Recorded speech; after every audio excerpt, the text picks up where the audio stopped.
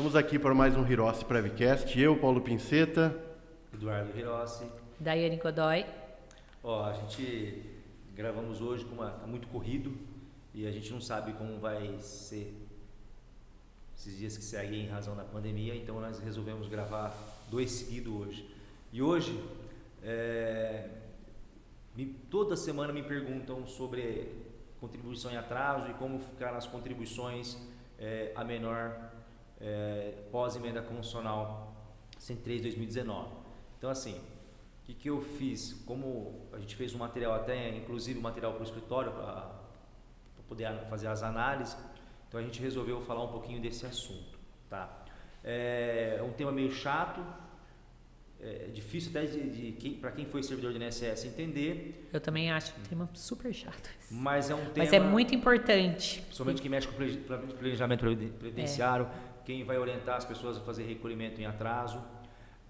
Então, acho que é bem interessante falar um pouquinho sobre isso. Primeiramente, queria falar para vocês como eram as contribuições, né, antes de 13 de novembro até 13 de novembro de 2019 e pós essa data. Então, assim, para quem mudou essas contribuições recolhidas a menores, tá? Mudou para o empregado, trabalhador avulso, empregado doméstico. Por quê, Eduardo? Porque antes, até 13 de novembro de 2019, o empregado, se ele recolhesse, no último exemplo, saísse do emprego dia 5 de agosto e essa contribuição fosse menor que o salário mínimo, essa contribuição teria efeito para tempo de contribuição, para carência e para PBC. Ela entrava no PBC. Sim. Exemplo, R$300 ia entrar no PBC. Tá? E o tempo de contribuição ele era contado de data a data. E agora? Agora não. Agora, se ele recolher a contribuição for menor no mês, essa contribuição ela tem que ser complementada. Né? E se ele não complementar, não tem efeito nenhum. Mas se ele complementar, vai ter efeito para carência, para tempo de contribuição, para manutenção da qualidade de segurado, né? E detalhe, ela não é contada mais de data a data, ela é contada o mês inteiro.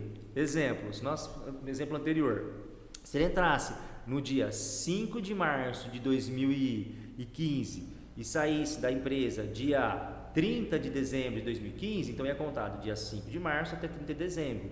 E agora se ele entrou na empresa dia 5 de março, não vai contar a partir do dia 5, vai contar a partir do dia 1º, ele vai ganhar o mês inteiro.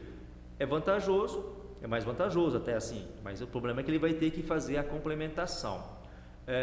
Outra coisa, o contribuinte individual, o facultativo, o segurado especial, naquela época, antes da emenda, sempre não entravam essas contribuições, não surtiam efeito, né, junto ao INSS se elas não fossem complementadas. Então não mudou nada para eles. Du, só te cortando. Pode falar. Tem um caso lá do escritório, de alguns meses atrás. Ela é doméstica 3 vezes na semana, né, registrada em carteira de trabalho, desde 2017, 2018, se eu não me engano. Então, até antes da reforma, como ela não recebe o salário mínimo, né, inteiro, ela recebia o proporcional de 3 vezes, né, lá na semana. Então, foi contado tudo corretamente. Só a partir do dia 13/11 de 2019, todos os recolhimentos que o patrão fez foi abaixo do salário mínimo. E aí ela veio a ficar incapacitada para o trabalho alguns meses atrás. Ia lá no INSS, agendava perícia, indeferia. Esperou mais 30 dias, foi lá e indeferia. Só que ela não entendia o porquê, né? E aí que ela me procurou para estar verificando. Foi aí que eu consultei a negativa do INSS, também peguei o CNIS dela e falei assim, não está sendo, porque desde o dia 13/11 de 2019, todas as suas contribuições estão sendo menores do que o salário mínimo. Então, foi aí que eu fiz a guia de complementação. Acho que a gente até fez junto essas guias. No SAWEB da Receita Federal. A partir de abril de 2020, o empregado doméstico, o trabalhador avulso e o empregado, você faz a complementação 7,5% da diferença. Detalhe, qual que é o maior erro que eu vejo do Saweb? Você vai fazer a guia de complementação, vamos pegar um exemplo aqui, vamos fazer a guia de complementação lá no Saweb e tem um código que é 1872. 1872? Tá, fazer a guia de complementação. Então, hoje vem um seu cliente te procurar, que ele precisa fazer uma guia de complementação do mês maio de 2021, para ser recolhida hoje agora, no mês de janeiro de 2022. Então, tem um campo lá, quando você for preencher o campo da complementação, ele pede assim, vencimento. O que as pessoas fazem? Coloca o vencimento no dia que vai fazer a guia. Não, o vencimento que você tem que pegar, a competência, maio, e colocar o vencimento, maio vence até que mês? Eles consideram... Junho, né? Ele vence até dia 15 dia do mês subsequente. Como se fosse o contribuinte individual. Eles usaram o padrão do contribuinte individual. Então vai ser contado. Então o vencimento é dia 15, tem que colocar dia 15 de junho de 2021. Porque se você colocar o vencimento na data de hoje, não vai gerar multas de juro. Multas de juro. Então, tipo assim, a complementação vai estar a menor. Então tem que tomar esse detalhe técnico aí que eu vejo as pessoas fazerem. Tem que ver lá nesse site se gerou juros e a multa, porque que nem não você gerou, falou, se colocar a data do pagamento, não vai estar específico, né, os juros e a multa. E o legal da reforma, assim, legal, falo, é que antes da reforma, contribuições em categorias diferentes não se somavam. Exemplo, ele trabalhou como empregado, ele tinha uma múltipla atividade concomitante, ele tinha um vínculo de empregado e trabalhava como contribuinte individual, prestava serviço.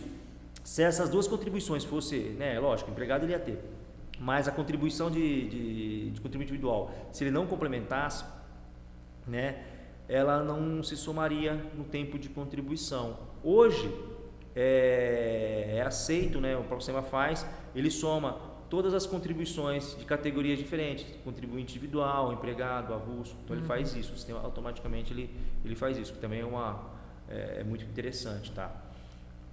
E uma coisa que eu queria falar também é sobre recolhimentos e atrasados, tá? Os atrasados.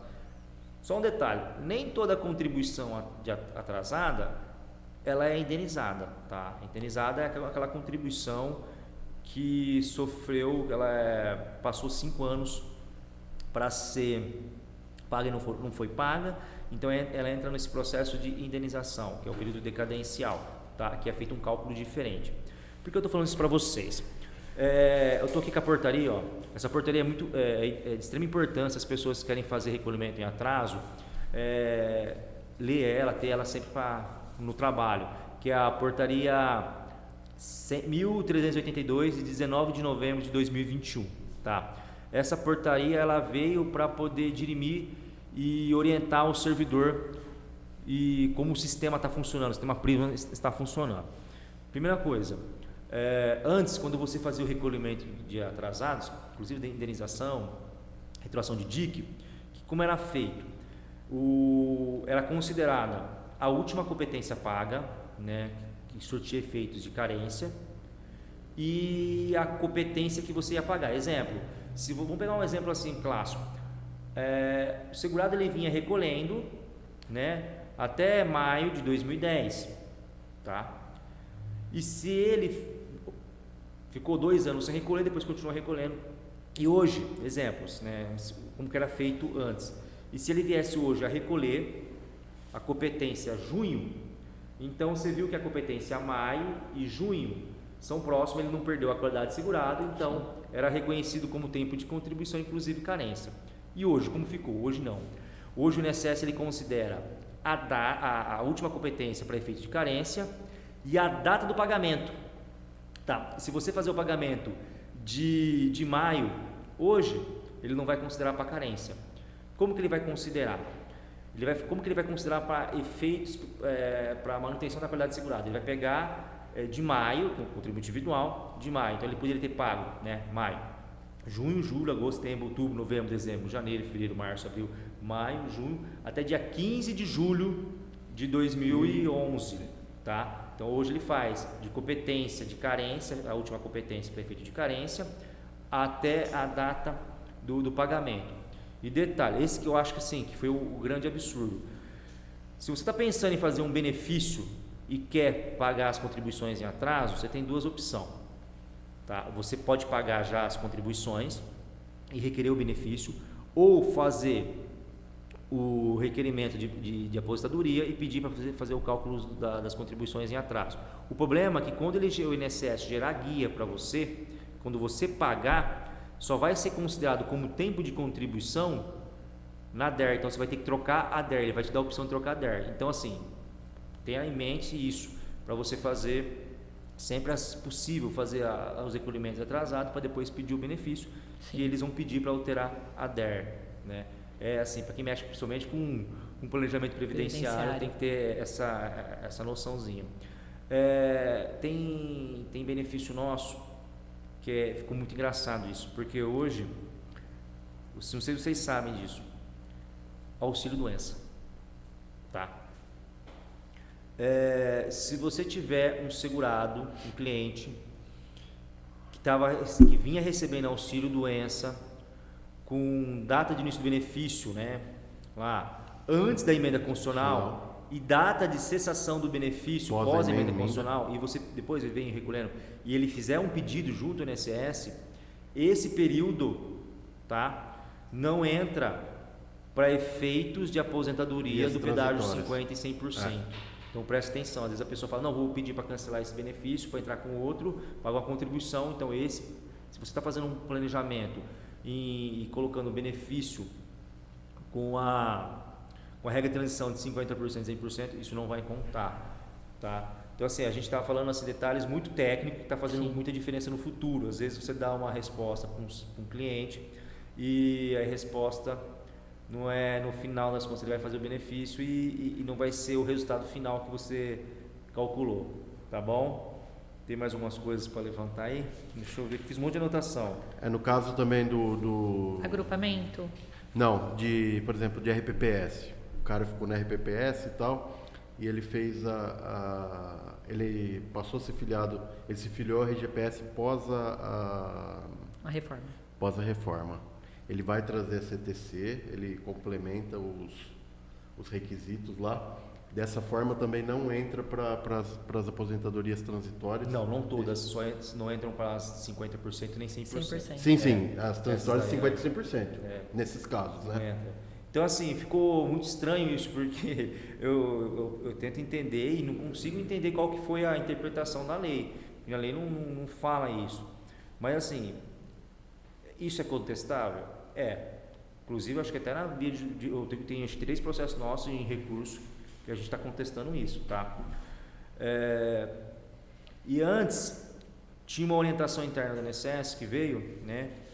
Falava que era para as contribuições até 30 de junho de 2020, em razão da publicação do decreto, a alteração do decreto 3.048 pelo decreto 3.410, tá? Agora, a portaria 1.382 é para todos os requerimentos pendentes. Então, assim, eles não vão analisar se as competências de atraso foi pagas até esse período, tá?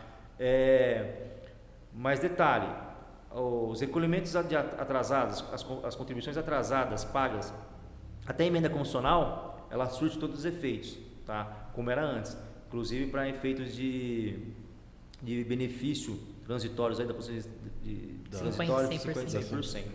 Tá? Então assim, é muito importante entender essa portaria para quem mexe com benefício, planejamento, está se programando aí. Nossa, são pequenos detalhes, que fazem toda a diferença, detalhista. né? Não, e o pior é o seguinte, o pior é que se você faz porque quando o cliente ele vem te procurar, ele tem a certeza que você sabe tudo.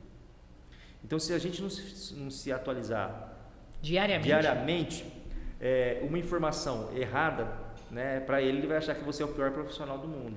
Você vai dormir, você tá com uma coisa em mente. Você acorda, tem uma portaria nova. Muito, assim, ferrou tudo. E só para falar para vocês, não sei se vocês estão sabendo já, dia 24 de janeiro vai ser publicada a nova normativa. O que se espera dessa normativa? eu vejo as pessoas entrando em pânico. Não, gente, a história normativa simplesmente que ela é feita. Eu participei, eu trabalhava no INSS e eu tive o prazer de passar por esse momento. Saímos da história normativa 45 de 2010 e fomos para a história normativa 77 de 2015.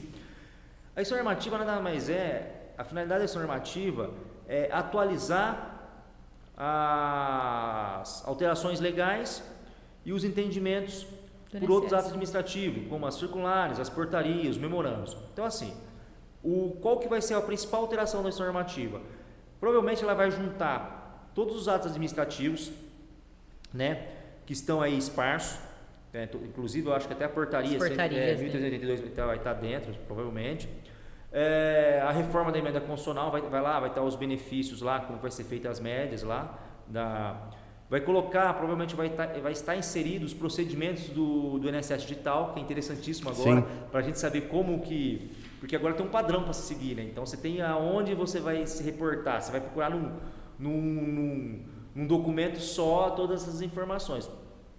Eu acho que tudo que a gente sabe já, que o INSS, que a gente entende de INSS já está sendo aplicado. Então a ideia dessa instrução normativa no meu entender, que todos esses atos esparsos será compilado, né? Compilado em um único ato administrativo, que vai facilitar a vida de todo mundo.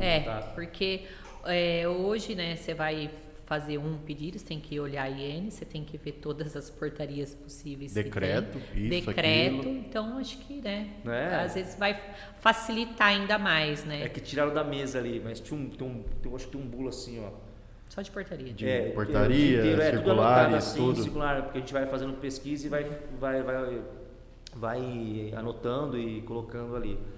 Mas, assim, espero que esse podcast tenha ajudado muita gente aí, que está iniciando aí, ou que já tem uma bagagem, né? Previdência. E uma dica aí, sempre estejam atualizados em relação às portarias, os memorandos, outros atos administrativos do INSS, porque muda muito e às vezes você faz um programa aí, faz um planejamento, ou mesmo um benefício que você está se programando para poder entrar no INSS e muda de um dia para o outro, tá bom? Sim. E hoje estamos terminando mais um Irose Prevcast. Valeu, pessoal. Agradeço o convite aqui. Obrigado. Obrigado, gente. Obrigado.